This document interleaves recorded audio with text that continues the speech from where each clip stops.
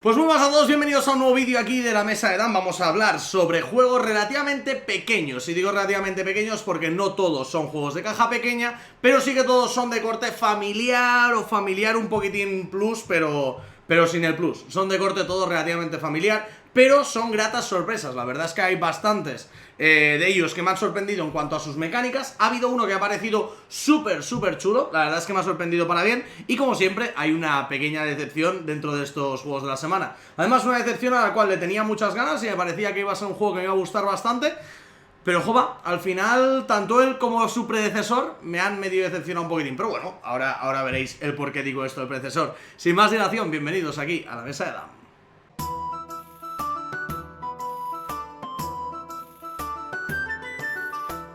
Pues muy buenas a todos, bienvenidos aquí a la Mesa de Dan. Tomad asiento, echaros una copica de algo y sentaros aquí, escuchamos un ratico si os apetece, que tengo un par de cosillas que contaros. Vamos a hablar sobre juegos, como os decía, relativamente pequeñitos, de corte familiar o familiar un pelín plus, pero sin el plus. Son todos de corte bastante familiar. Vamos a empezar hablando con una de las últimas novedades de Dos Tomates, que es el Glove Twister. Ya saben en su momento las novedades del mes, que este Glove Twister lo pude probar personalmente en Essen con su creador.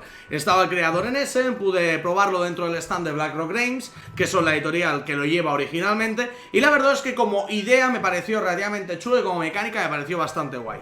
El juego está ambientado, la ambientación del juego es que nosotros nos hemos ido de viaje y hemos hecho fotos sobre nuestro viaje, pero se nos han desordenado y tenemos que ordenarlas de nuevo para completar nuestro álbum de fotos, ¿de acuerdo? Nuestro álbum de fotos es al final una foto entera que tenemos que intentar completar. ¿Cómo funciona el juego? Tendremos unas 9 losetas que en un 3×3 hacen un cuadro y antes de empezar las mezclaremos un poco a rollo, pues como el cubo de Rubik, podríamos decir, dándole vuelta, poniéndolas boca abajo y tal. Realmente no es como un cubo de Rubik, pero bien mezcladito, que no se vea para nada cuál es la imagen que queremos hacer. Y entonces le dejaremos al jugador de nuestra izquierda o de nuestra derecha, dejaremos ese mural para que tenga de arreglarlo. ¿Y cómo tiene que arreglarlo?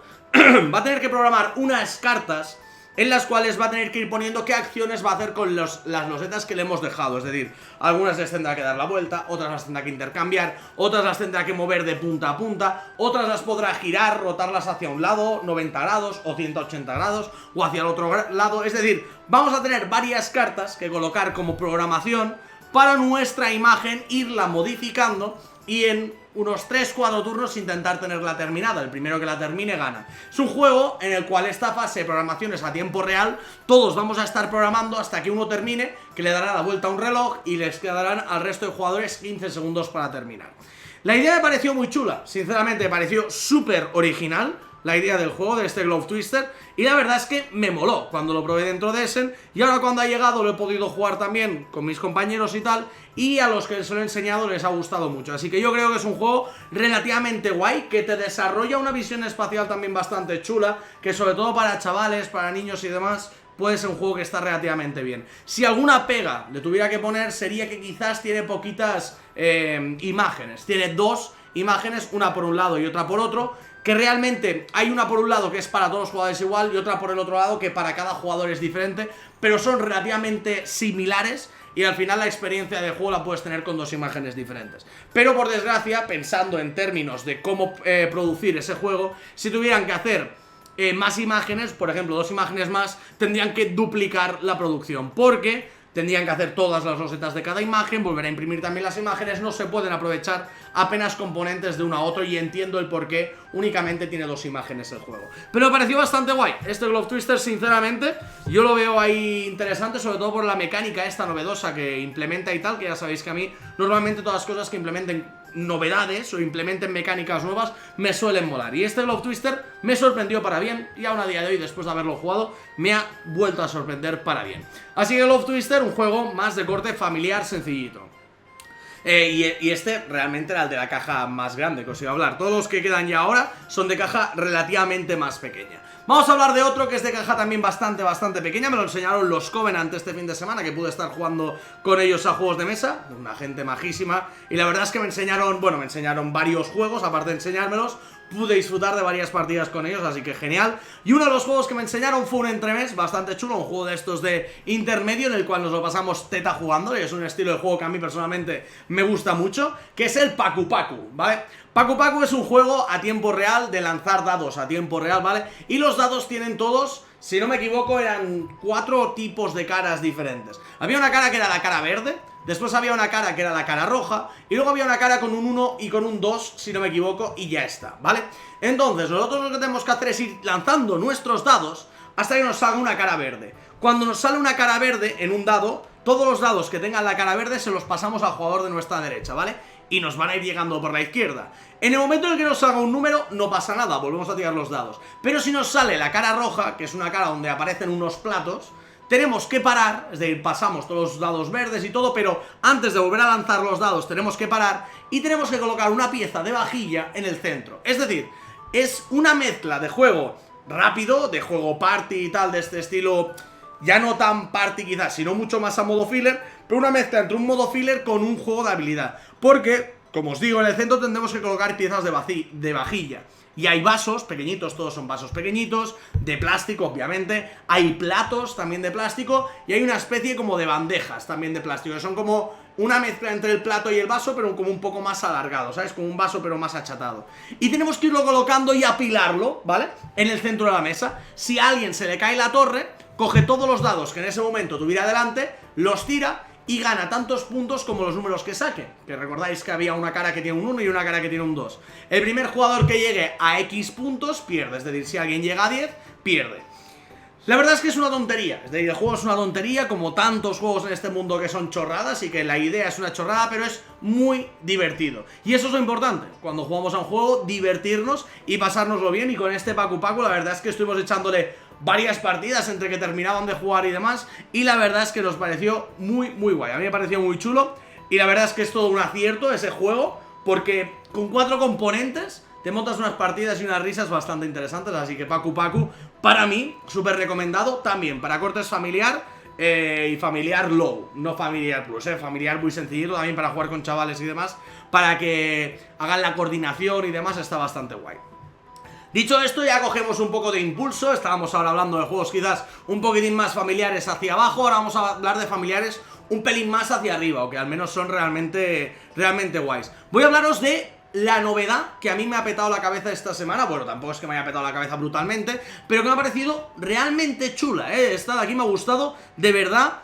Y un día de estos os hablaré de que me he montado aquí una cosa en la taberna, que es mi top 100 de juegos. Es decir, voy a estar, tengo aquí 3 estanterías de Kallax, y voy metiendo y sacando juegos cuando algo considero que entra en los mejores 100 juegos o 100 juegos que quiero tener. No son necesariamente los mejores, porque claro, tengo que tener un poquitín de todo. Y este del que os voy a hablar ahora ha entrado en el top 100. Es más, tengo ganas de hacer una sección que sea la sección de ha entrado. Cuando un juego entre, hablar específicamente de él y explicar el por qué entra y por quién sale y demás. Y el juego, que no me extiendo más, va, que ha entrado esta semana dentro del top 100 de mis 100 juegos que tengo aquí guardados, es el Chakra de Mercurio. Chakra de Mercurio me ha parecido, aparte de ya primeramente me pareció brutal por el arte, por lo que, por artísticamente, por la producción y demás, me pareció súper chulo, y lo solicité a Mercurio para que me lo mandaran para poder jugarlo y probarlo. Que es más, los de Black Rock Games, que también son los mismos que lo sacan, me han invitado en Essen a probarlo otra vez. Así que bueno, el Chakra voy a tenerlo por todos los lados. Y ya os digo, a mí personalmente me ha flipado, me ha parecido muy guay. Eso sí, no penséis que es un juego súper duro ni nada, no. Es un juego que con 4 cositas te hace una mecánica súper guay y súper innovadora. Lo que os digo eso de... Bueno, innovadora, tampoco es que te pete la cabeza, pero tiene un rollo que no había visto en otros juegos. La idea está en que somos una hada y tenemos que estabilizar nuestros chakras, ¿vale? Tenemos 7 chakras de 7 colores diferentes. Y tendremos que hacer una gestión de acciones, ¿vale? Es decir, es un juego muy sencillo, pero es un juego de programación de acciones, de gestión de acciones, de ir realizando acciones. Entonces, tenemos una zona de la cual tenemos que coger cristales, que los cristales son para colocarlos en el chakra y armonizarlos, ¿vale? Cuando armonizamos un chakra significa que tiene 3 cristales de su color, ¿vale? Los cristales los podemos ir cogiendo de 1 en 1, 2 en 2, 3 en 3, dependiendo de una forma de selección de los cristales, ¿vale? Que es relativamente sencilla, y los tenemos que ir colocando todos en el mismo chakra o en una parte superior donde no gastamos acción para ponerlos, pero están muy altos. ¿Qué significa que estén muy altos? Porque los chakras los vamos a ir subiendo y bajando por el track de los chakras hasta intentarlos armonizar. Es decir, vamos colocando los cristales en los diferentes chakras y cuando un chakra tiene todos sus cristales llenos, ya está armonizado. Entonces, parece ser un juego relativamente sencillo, y es un juego relativamente sencillo, pero tiene un par de pluses que me han molado. Por ejemplo, si cada chakra solo puede tener hasta 3 cristales, tienes que tener en cuenta que no tienes que meter más de 3 cristales en tu track, porque si no, ese cristal adicional te va a estar dando por saco. Por mucho que te convenga en algún momento cogerlo para algo, ya no lo necesitarás más, porque no se pueden sacar los chakras de dentro de tu zona. Es decir, los cristalitos no se pueden sacar. Luego además también hay unos chakras que son negativos, que tienes que intentar llevarlos hasta abajo de todo, que si los llevas abajo de todo te dan puntos al final de la partida. Y además tiene un par de pluses que me han molado un montón, porque si armonizas los chakras desde abajo hacia arriba, al final de la partida puntuarás por el chakra de abajo y todos los que tengas seguidos. Es decir, si tienes el último y el penúltimo, pero el antepenúltimo no, te llevarás 2 puntos adicionales. Pero es muy interesante también armonizar los chakras desde arriba de todo, porque todos los chakras que ya estén armonizados no te van a contar acciones cuando las vayas moviendo. Es decir, si yo quiero mover un cristalito del chakra 1 al chakra 3, con un solo movimiento lo podré hacer si el chakra 2 ya está armonizado. Es decir, cuando está completo ya esos chakras ya no ocupan lugar. Además, también tiene un sistema, como os digo, de gestión de acciones, donde vamos a coger cristales y los vamos a poner, pero luego en nuestro tablerito tenemos 8 acciones que podemos hacer. Una acción que nos deja bajar 3 espacios un chakra, otra que nos deja bajar 2, 1 y 1 otro que nos deja bajar a 3 diferentes, otro que nos deja subir a 1, 2, otro que nos deja subir a 1, 1 y a otro bajarlo 1. Es decir, hay muchas acciones que puedes ir haciendo en tu turno y tienes 5. Cuando se te acaban las 5 acciones, ¿vale? Es decir, cuando han ido rotando los turnos y se te acaban las 5 acciones normalmente, aunque lo puedes hacer antes, también puedes meditar. Que meditar es recoger todos tus fichitas de acción para tenerlas disponibles para los siguientes turnos. Y además también te puedes llevar una fichita donde puedes mirar la puntuación de cada chakra, porque cada uno de los chakras va a puntuar diferente. Va a tener una puntuación de 1 a 4, que es una puntuación oculta. Y a medida que vayas mirando vas a saber cuáles son los chakras más jugosos, porque hay 2 de 2, 2 de 3, 2 de 2 y 1 de 1. Pero hay una de estas fichas, de estas 8 fichas, que se quita al azar al principio de la partida. Así que no sabes si habrá 2 de 2, o habrá solo 1, o 1 de 3, o 1 de 2, o 1 de 1. Está muy guay, sinceramente me ha sorprendido muchísimo este chakra. Me he echado ya a día de hoy 5 partidas y me parece muy guay. Un juego de estos para enseñar y decir, mira, tiene una mecánica muy elegante y está guay, tío, de verdad os lo digo. Y sobre todo para jugar eso en modo familia, pero ya no familia el rollo como el Glove Twister de ahora o el Paku Paku, que quizás son un poco más party o son un poco más sencillotes. En este de aquí tienes que gestionarte relativamente bien. Y además, como os digo, tiene una producción de 10. Y esto es algo que os comento un montón de veces. Cuando un juego tiene una producción de 10, si no es buen juego, la producción es irrelevante. Es decir, puede tener una producción impresionante, pero luego el juego ser malo y no molar. Pero este juego tiene una producción de 10 y luego el juego, además, me gusta muchísimo. Así que este chakra para mí se ha convertido en el juego de esta semana. Sinceramente me ha molado un montón. La innovación, la mecánica, la producción, todo. Le doy un 10 a este chakra. Dentro de su género, ya os digo, que no es un juego que me vaya a poner ahí a jugar cada día como un juego duro y a explorarlo y demás. Pero joder, me ha sorprendido muchísimo. Recomiendo 100% que ni que sea lo probéis, porque me ha parecido muy, muy guay este chakra. Quizás es solo a mí, pero con las personas que lo he ido jugando, a todos les ha parecido relativamente curioso. Sería una lástima que pasara desapercibido, porque creo que es un juego bastante guay. Pasemos con el penúltimo ya, otro de los juegos que sí que me ha gustado, que además lo jugué en su versión antigua y ahora recientemente Asmodee han sacado una versión, Asmodee dentro del grupo Asmodee Z-Man propiamente, han sacado una versión preciosa, impresionante, súper bonita, que además creo que no está a un precio relativamente caro, es decir, está bastante barato. Y el juego se llama el Love Letter, ¿vale? Love Letter. Love Letter es un juego que ya pude jugar en su momento, hacía muchísimos años que lo había jugado y ni lo recordaba ya apenas. Y me llegó el otro día la versión nueva de Asmodee, que me la mandaron, súper bonita, con una bolsa aterciopelada. No sé si es aterciopelada, pero es una bolsa muy bonita, con las cartas con un arte nuevo. Y al llegarme pues dije, vamos a volver a jugarlo y vamos a retomarlo. Y recordé la maravillosidad que era este Love Letter. Love Letter a mí me gustaba mucho, ya me gustó muchísimo cuando me lo enseñaron. Era un juego, es un juego, que es un microjuego, ¿vale? Que tienes que producir el juego. Bueno, un microjuego es un juego que normalmente está producido con súper pocos componentes. Y con súper pocos componentes ya te montas un juego. Si no me equivoco, creo que esta versión del Love Letter viene con más cartas. Creo que venía con unas pocas cartas más para añadir a algún jugador más. Pero bueno, es un juego que ronda menos de 20 cartas, ¿vale? Creo que tenía 18 o 16 o por ahí, ¿vale? Ronda muy poquitas cartas. Y la idea está en que es un juego tan sencillo como en tu turno robas una carta y juegas una carta de las de tu mano. Todos empezamos con una carta en nuestra mano, ¿vale?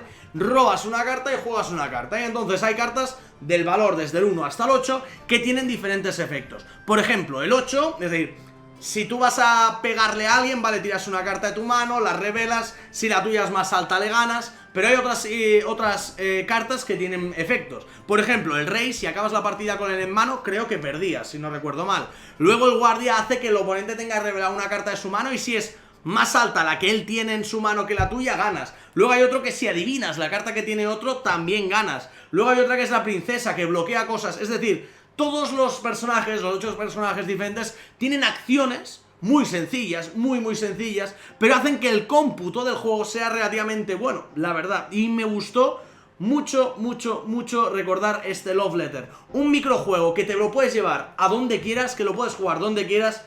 Y yo me lo paso teta jugando a este tipo de juegos que son tan cortitos. Porque al final me parece que ganaba el primero que hacía 3 puntos de victoria o 4 puntos de victoria, que era el primero que ganaba 4 partidas y ya está. Bueno, juraría que la partida que echamos era el primero que llegaba a 5. Porque recuerdo que estuve jugando con Guille de Destroqueladores, un saludo desde aquí. Estuve jugando con él y creo que hizo como 3 seguidas que ganó las 3 primeras y luego hice yo 5 que le gané. Y creo que estaba jugando también ese día... ¿Quién estaba jugando? ¿Estaba jugando Chris? ¿Puede ser? No recuerdo, estábamos jugando con alguien más, estábamos jugando 3.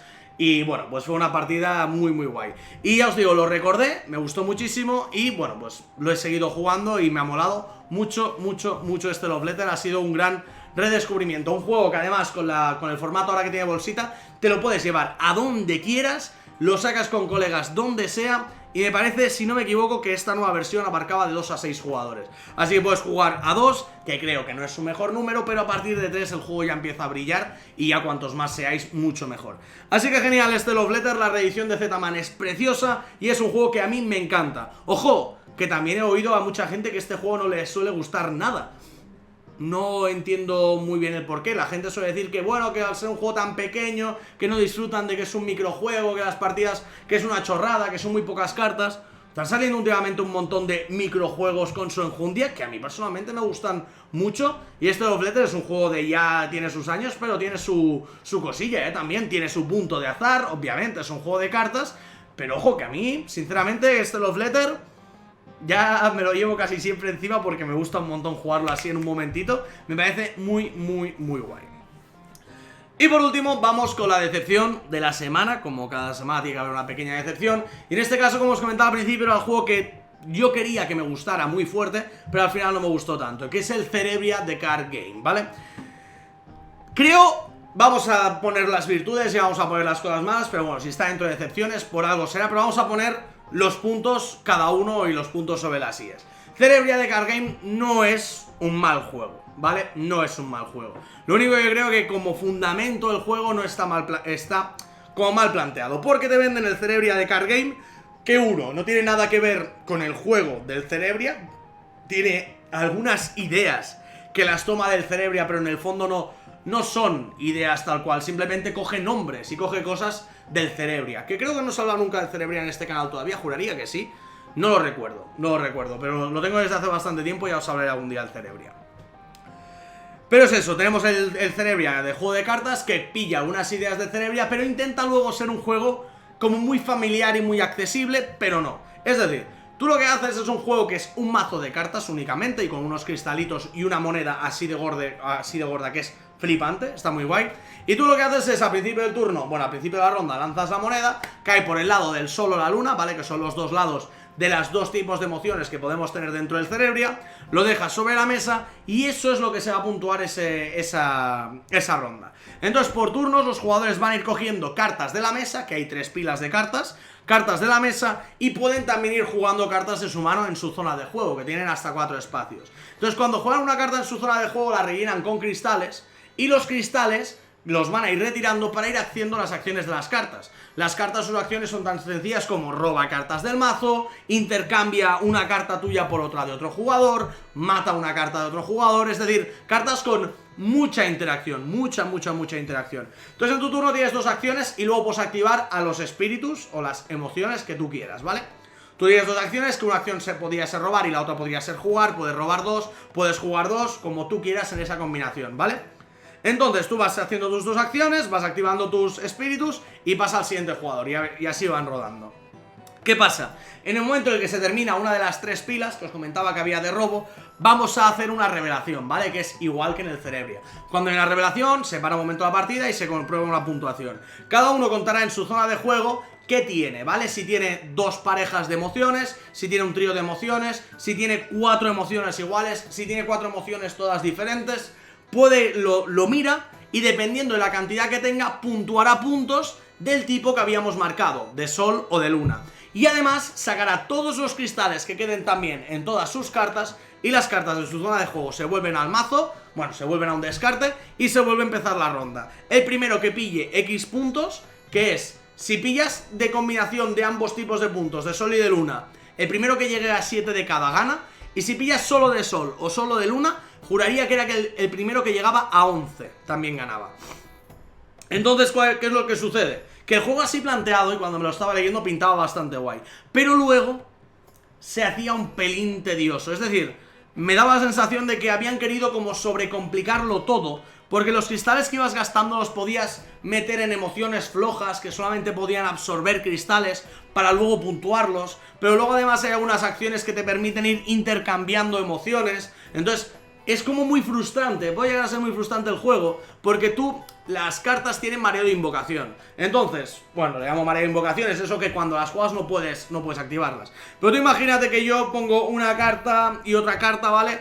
Le toca, y pongo 2 cartas, soy el primer jugador y pongo 2 cartas de matar emociones. El siguiente pone sus cartas, el siguiente pone sus cartas y luego me toca a mí. Yo uso mis 2 cartas de matar emociones y le mato las 2 emociones. Bueno, solamente puedo usar una de matar emociones, eso es verdad, ¿eh? Solamente puedes usar una habilidad de cada tipo en tu partida, en tu ronda. Por mucho que tengas 2 que hagan lo mismo, solo puedes usar una por turno. Pero da igual, con una a lo mejor lo que puedo hacer es matarle una emoción y con la otra de intercambio su emoción con la mía.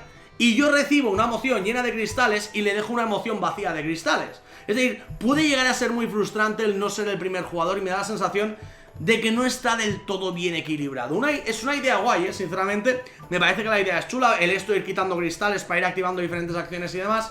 Pero además también está tomado como si fuera un juego de un corte muy familiar, muy sencillo. Y todo el tema este de ir moviendo cristales y la forma de puntuación y buscar hacer unos sets de parejas, de tríos y demás, no se corresponde con lo que es. Es decir, tiene todas unas mecánicas mucho más familiares y unas mecánicas mucho más de que resquebrajarse un poco el cerebro e ir pensando qué es lo que tenemos que jugar. Y me da la sensación de que el amalgama de ambas cosas, bueno, de todas las cosas que propone este Cerebria, no me ha acabado de convencer del todo. Me ha gustado el juego, no diría que no ha echado alguna otra partida así por enseñarle el juego a alguien para que lo viera y para que lo conociera, pero no es un juego que yo propondría para jugar, creo que casi nunca. Antes, preferiría, como decía, pues echarme, por ejemplo, un Love Letter perfectamente o un Chakra, pero 1000 veces por encima. Así que, una lástima porque este Cerebria de Card Game no me acabo de convencer, cuando el Cerebria normal sí que me mola un poco más, pero bueno, de ello ya hablaremos en otro vídeo. Por mi parte, poco más. Muchas gracias a todos por haber estado una semana más aquí acompañándome en los juegos de la semana. Se acerca Essen, y los llevo diciendo semanas, Se acerca Essen poquito a poco y vamos a empezar a hacer seguramente ya algunos vídeos sobre Essen, generando hype, explicando cosillas de Essen, viendo los juegos que a mí más me gustan, que más me llaman la atención, explicándoos un poquitín qué es lo que he visto por ahí. Y yo creo que puede ser algo muy guay y sobre todo al final de octubre, cuando vaya Essen, de vuelta, pues traeros todas las novedades que pueda de allí, todas las cosas que me haya podido traer y explicaroslas todas y enseñaroslas todas, que seguro que muchas de ellas acaban llegando a español. Sobre todo una de ellas, que se llama Zumos. Ya sabéis cuál es. Muchas gracias a todos por haber estado aquí viendo este vídeo, chicos, y nos vemos muy pronto en el próximo. Que va bien. Chao.